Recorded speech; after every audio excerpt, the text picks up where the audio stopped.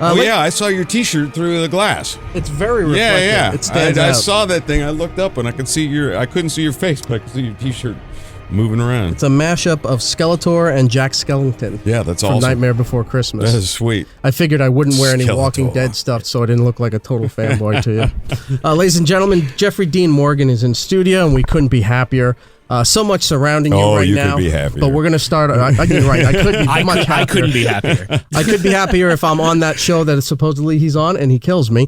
But for now, he's here promoting The Good Wife on CBS. Yeah. Now, this is season 7 finale, right? It's not the mid-season? A mid-season finale. Oh, it is the mid-season. I think okay. because I still got a bunch more to shoot. It's so weird with the half seasons because sometimes they promote them as.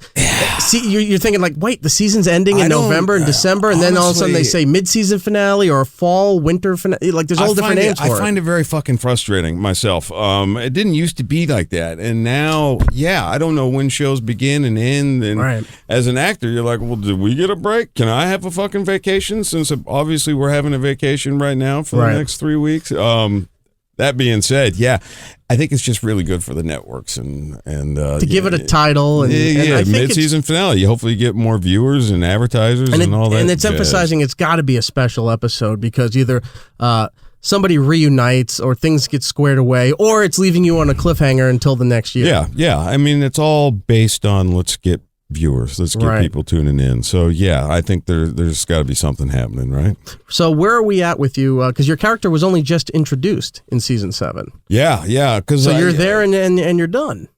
Oh, I'm not done. Oh, what do you mean? No, I mean, you're on here for this season, and then you have other projects. When do you have time to come back? Well, that remains to be seen if there's even a season 8 for Good Wife. I mean, they haven't been... It's doing very well. I can't see it not getting a season 8. Yeah, but, here's the thing. It's been on for 7 years. I mean, it just depends on how everybody's feeling. Right. At a certain point, some people are just like, that's it. The story's been told. I'm not saying that's what's going on with The Good Wife, and they very well could be back for season 8. And if that's the case, hopefully Jason Krause can, remain part of that story. But there's other projects too. Right.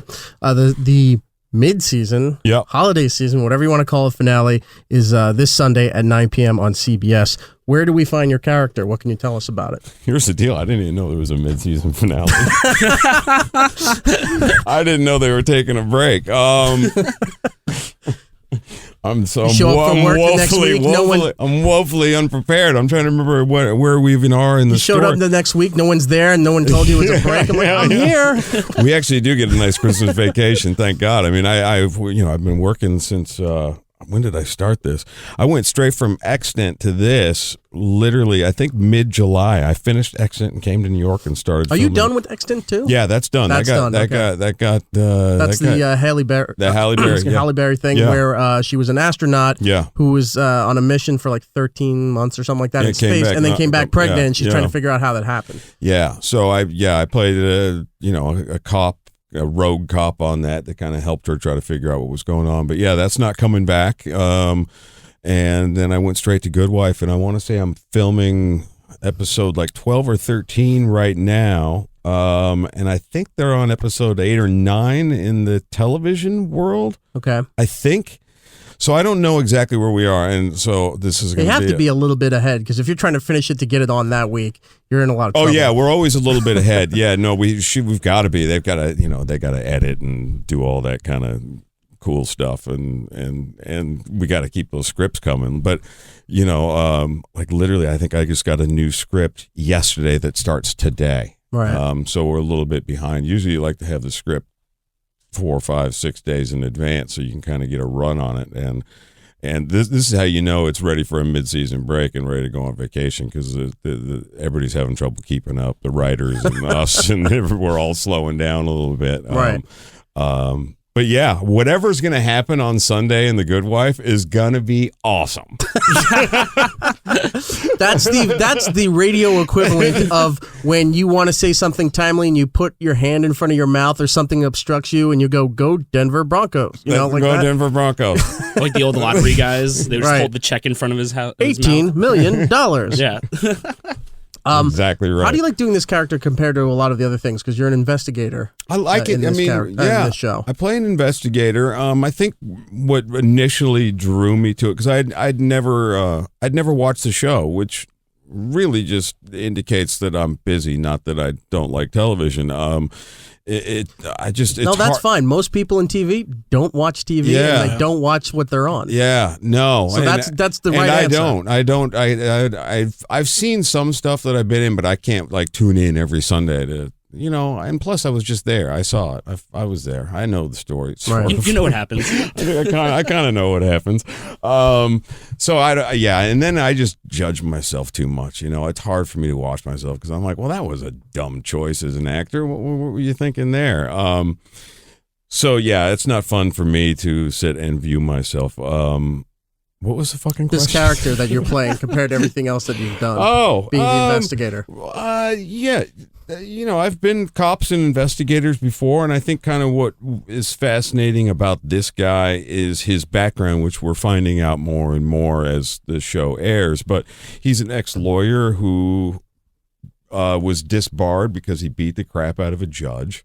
So immediately that kind of tells you a little bit about this guy and the no BS quality of him and the fact that he could be potentially dangerous, especially for Juliana Margulies' character, because there's also some sparks there going between the two of them, and where that goes, you're just going to have to keep your eyes on the show. But there's a quality of we don't know who this guy is yet, and I think that's the quality that I enjoy playing the most. You seem to play these roles rather well, where you're the guy that nobody knows really what you are yet, because your next role is exactly the same thing. Yeah, I like being. You're in a great position. It's been a good little run. It's been a good little run, and as an actor, that's the kind of stuff you like. I mean, the next role you're talking about. We can talk about it. I mean, it seems to be on the conversation of choice these days, right. Anyway. We'll get to that in a second. I just wanted to give, since you're here for Good Wife, absolutely, it's fair due. Well, here. Good Wife. Let's real quick. The actors and the writers and the show. It's such a good show, and for me to go to work with. Juliana Margulies and Christine Baranski. She's kind of hot. She's hot. She's super talented. Both of them, by the way, are. I worked all day yesterday with Christine, and the stuff that she does as an actor, as another Christine Baranski, I find myself just totally fucking getting lost in whatever she's doing. I was doing a scene with her yesterday, and I just got lost in what the scene was even doing because I was watching her, and I was actually supposed to be acting, and instead I was like, man, what a great choice that was. And she's looking at me like, you fucking idiot. It's your turn to say a line, and I was like, oh, I'm so sorry. Behind the scenes, they're got caught up in what you were doing. Yeah, they're all like, is Jeffrey not good at acting? What is he doing? What the hell happened to Jeff? He just totally spaced out. No, I wasn't spaced out. I was just in awe of what she was doing. And so that's the joy of being on a show like The Good Wife, is you got some people that really know what they're doing. It's got a hardcore following. Yeah. And a lot of people very passionate about that thing, especially the last 7 seasons, which is not heard of anymore. How rare is that? A network show that goes 7 years that doesn't have like CSI in front of it is a really rare thing, and it's not cut paste story. No, and it's it's so well done, and obviously they've won Emmys for the show and as individuals. So I mean, I think that says a lot, especially in this world where there are. I don't know how many outlets there are for television shows now, hundreds and hundreds. Right. And there's so much stuff out there, so much content. And the fact that the show is still there after 7 years and doing 22 a season.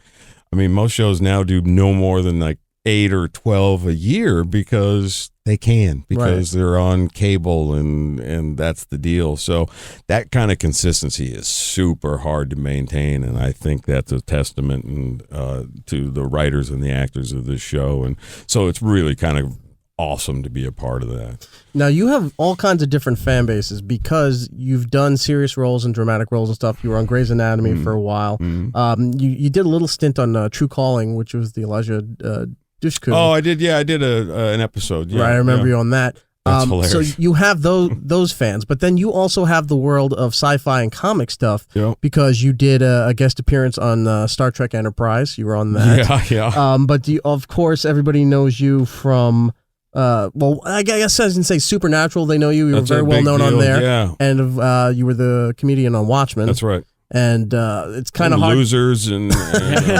yeah, I've done quite a bit of the comic book world and Supernatural is a huge thing. I just actually got back from I did like my second convention, Supernatural convention, which is something to behold. I'd always said no to them because I had no clue what they were and how many people were. Oh, you're so going to learn crazy. fast. Well, that's what I'm hearing. Yeah. That's what I'm hearing. There's not going to be a point where, look, I'll say this. People may know you best as a comedian on Watchmen. Yeah. Other people may know you best as Denny Duquette or John Winchester on Supernatural.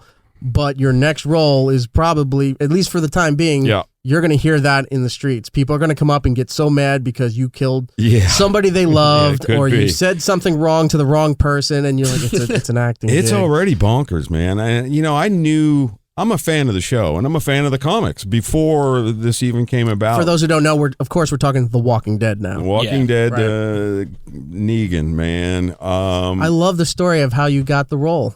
I mean, it's everywhere that they were pitching. Agent or somebody called you and said, "Hey, they have this role. It's a bad guy. We're not sure who it is yet." It's a true story. You knew man. right off the bat and said, "I am fucking doing this role." That's the fucking truth. My agent manager got on the phone with me. They're required to tell me of any offers that come in, and they called, and I'm not sure that they were convinced that it was something I should do, just by the tone of the initial conversation. But it went something to the effect of, "Hey, so The Walking Dead called and they have offered you this role and it's to be a big bad on the show. And, I know the show and I know where we are in the show and I know who's fucking coming." Yeah.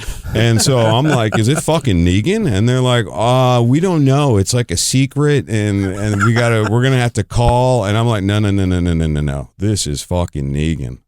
Yeah, and getting and the fucking out. Like, how are they going to deal with his dialogue on the show? Because every other word out of his mouth is fuck. In the comic literally books, every other word is fuck. Fucking fuckity fuck. Yep, fuck, fucking No, it's a thing. It's part of him. It's part of his language. And in talking to... I'm guessing it's going to be a lot of damn it, God damn it, around that line. All I know, because I don't know how it's going to turn out yet and what the final product is, but I do know that they are negotiating with AMC and they are trying to keep as much intact as possible. You got to feel so special for them to go and do that. The network is being negotiated with just so your character can do something exclusively. Just so I can be Negan, just so I can be me. Not only that, that's like the least of the bad things his character does. Like, if you can just get his language out, like, oh, that's it, just bad language. He's not just destroying people with various weapons. Well, with one various weapon. Well, there's just only one. He's only got eyes for one. Yeah, well, I know Lucille. Oh, Lucille. Chuck Berry's guitar? Yeah. He found it in the ruins. No, Lucille is definitely a big part of the character. The bat that he swings. Oh, he's in love with it. Very freely. Yeah. It's pretty much an extension of him now, this bat. How many Lucilles, have you taped anything so far? Can we talk about that? Or? It's possible that I have done a little something that could air this year. I definitely went down and had some conversations and met everybody. And I was just saying earlier, we wanted it to be a secret. We didn't want the word to get out that I was doing the role, and the idea was to kind of fly under the radar. And I'm actually kind of a little upset that they did. Yeah, if you just shown up at some point and unannounced, like they don't do anything unannounced anymore. Well, because they're afraid no one's going to watch it. They didn't announce it. Someone sold the fucking story, and Scott Gimple, who I'd been talking to, and I was like, we're going to keep this a secret. And he's like, yeah, we're going to keep it a secret. He goes, but it's really hard on this show because there's so many people that I don't know if they can make a quick buck, or, you've got people that are checking airplane who's coming into Atlanta. That'll tell a story. Yeah, Brian's right. We read the story about people trying to fly drones over to these rural areas of Atlanta. Oh, really? They're filming and taking pictures and stuff. They have people that would shoot them out of the skies. It's a whole new level of insanity. I knew it was going to be a thing. I did. I mean, it's The Walking Dead, and it's the most watched show on TV, and it's a bit of a cultural phenomenon, and so I knew it was a thing, but I had no idea. So I got on a plane to go down there and meet everybody, and between the time I got on the plane in New York at like 7 a.m. and landed in Atlanta at 9:30 a.m., the story leaked that I was doing the role, and I had like 400 text messages on my phone, and I opened up the one from my wife, and she goes, "The internet is literally exploding." I mean, it was, and I had no idea, because I don't go online and check like fan stuff, and I don't tweet, and I don't do any of that kind of stuff. But I mean, it was literally, it was nuts. It's throwing fresh meat to the zombies. It really, so I had no real idea just how big it was going to be. So it's a real quick introduction into the craziness that is The Walking Dead, and it's already just already walking down the street. Normally, people are pretty respectful in New York of actors. New York's a little different. If they see somebody, sometimes they'll go up and say, "Hey, sign something, take a photo."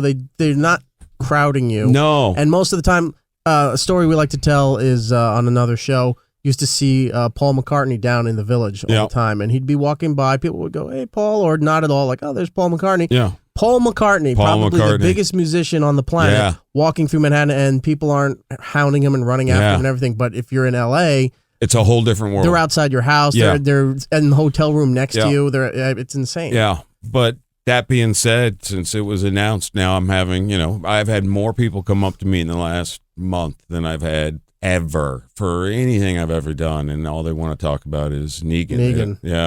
It's a big deal. It's a big deal. So how does it feel to know that you're coming on as the big bad, which is like probably one of the most hyped characters, and it's also going to be probably one of the most hated characters in all of television? And great. Not only that, I think a lot of people who don't read the comics don't understand, like, Negan has a lot longer longevity in the comic books than a normal villain would have on a TV show. Like the Governor or something. Yeah, like, no, but then most villains would have. So it's like, how do you think the fans are going to react to a big bad guy who might stick around for a lot longer than they're planning on? I don't know. I really, it's an interesting question, and we'll see.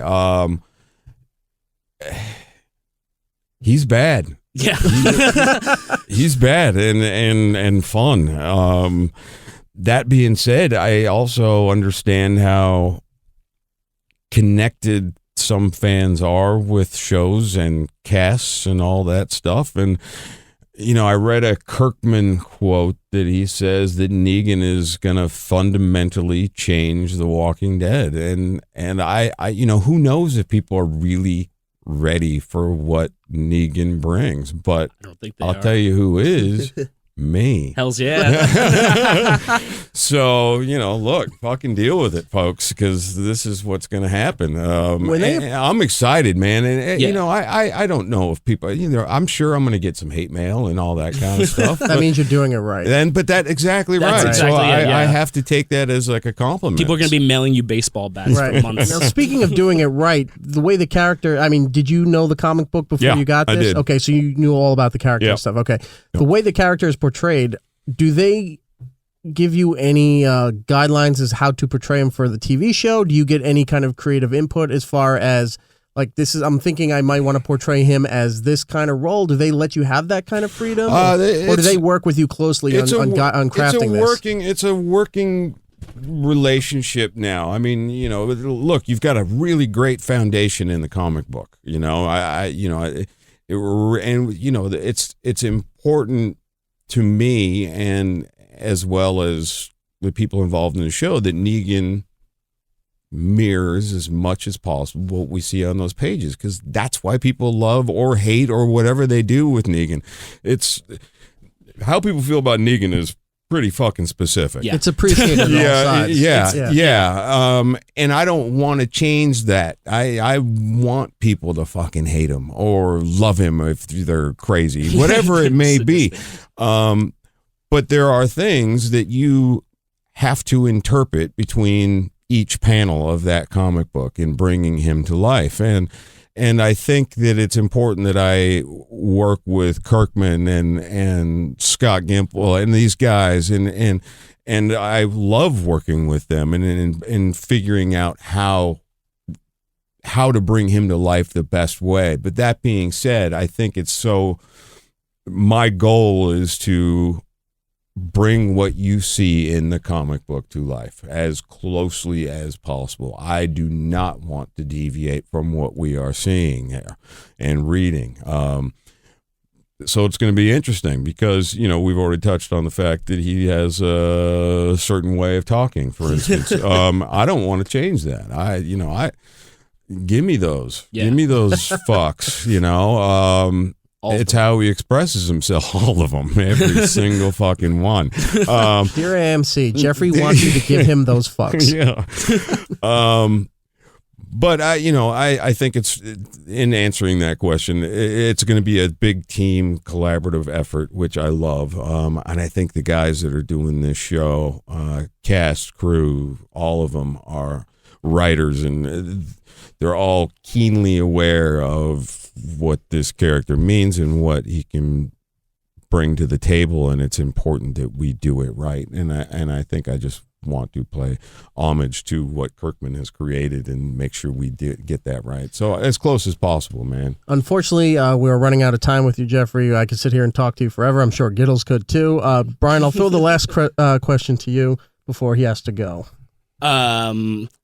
I totally brain farted right now. You put me on the spot, man. You said we were wrapping up, and then you asked me to say that. I was just gonna fuck.